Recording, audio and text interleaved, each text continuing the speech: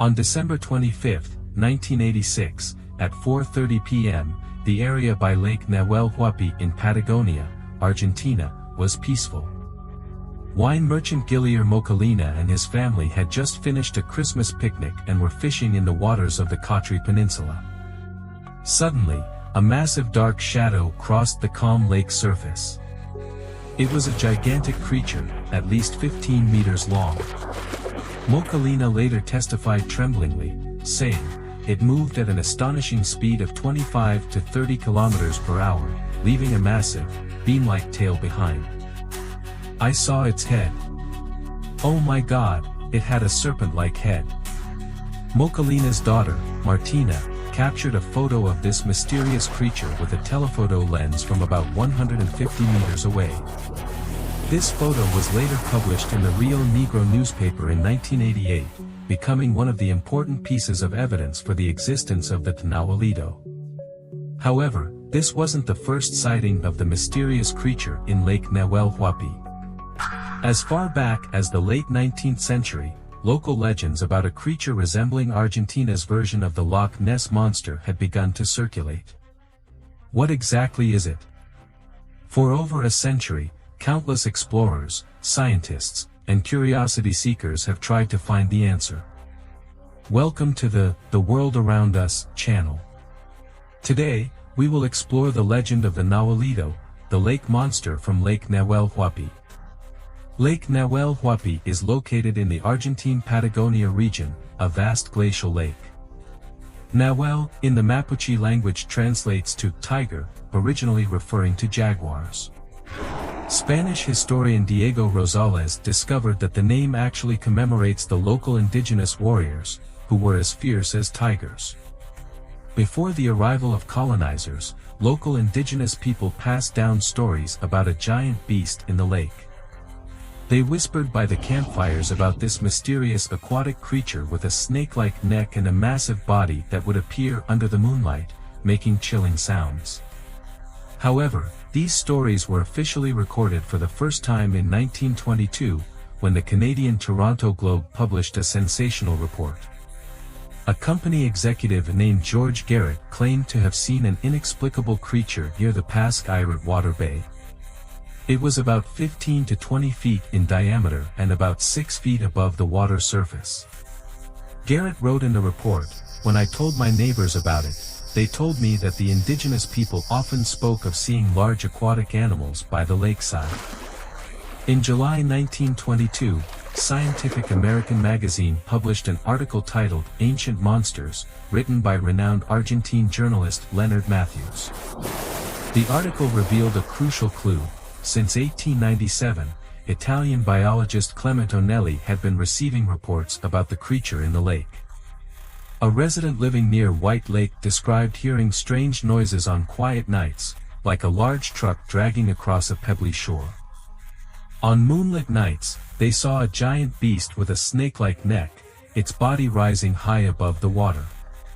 But if disturbed, it would vanish instantly into the deep waters.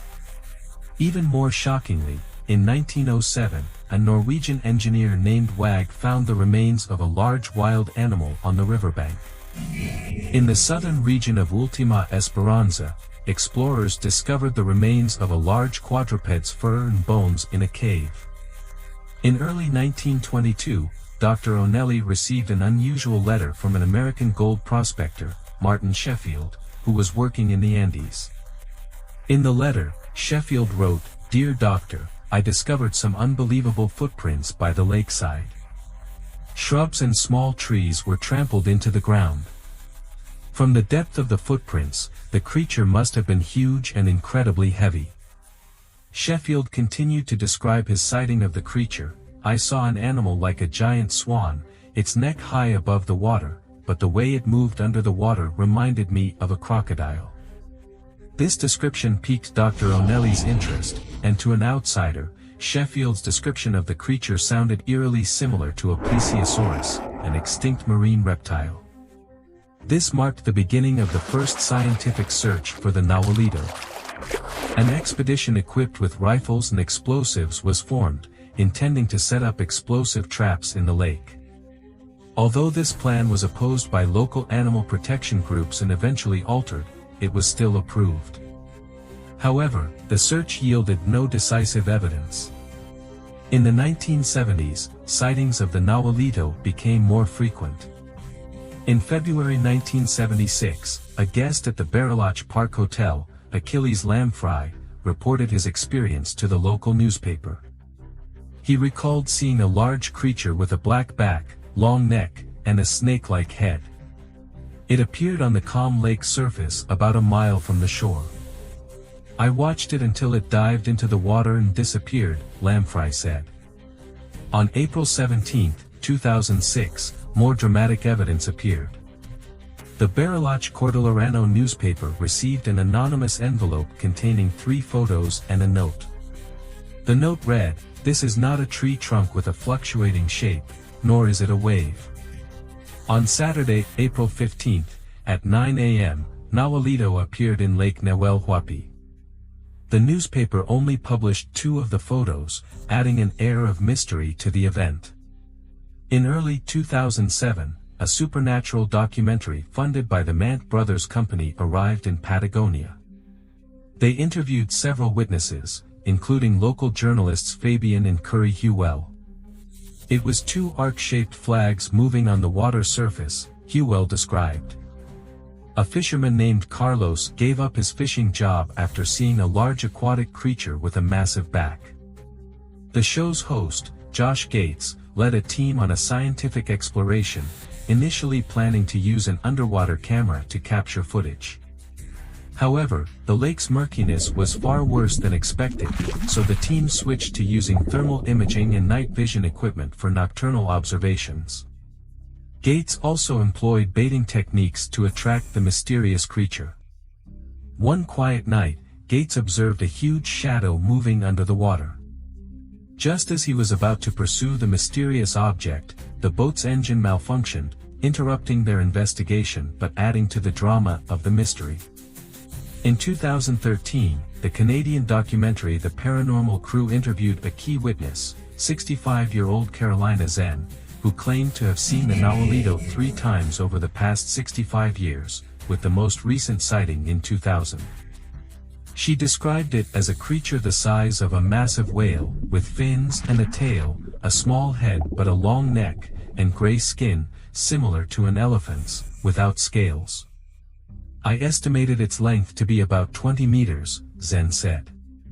"People call it the water monster, but we locals are more accustomed to calling it Nahualito. Many say I'm lying, but only those who've seen it can understand the shock." The testimony of local transport captain Blashchik was even more astonishing. He claimed that Nahualito always appeared on the water's surface as 2 or more semicircular dragon-like bodies, deep green under the sunlight, and ranging from 22 to 25 meters in length. "Once, all 20 of us aboard the ship saw it," Blashchik said. "That was the most shocking sighting." Numerous theories have been proposed by the scientific community to explain these sightings. Argentine historian Roberto Paulo said that interpreting Nahualito as a surviving plesiosaurus from 65 million years ago is obviously unreasonable, calling it too crazy. "But we must admit that the legend of Nahualito has certainly changed the economic landscape of Bariloche," he added. "Tourism has gradually become the main source of income here, as people from all over the world come to look for the lake monster."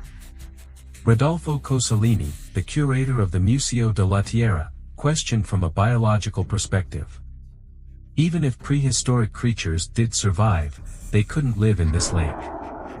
Plesiosaurs and similar reptiles prefer warm waters, while the temperature fluctuations in Bariloche are too extreme for them. Geologist Roger Hewell proposed another explanation, suggesting that the waves observed in all the sightings could be caused by a fault line passing under the lake, with seismic pressure causing air currents to the surface, creating strange ripples. But perhaps most unsettling is the theory proposed by local water monster researcher Antonio Laces. He claimed that in the 1960s, nuclear experiments were conducted on an island in the center of Lake Nahuel Huapi, with toxic substances released into the lake.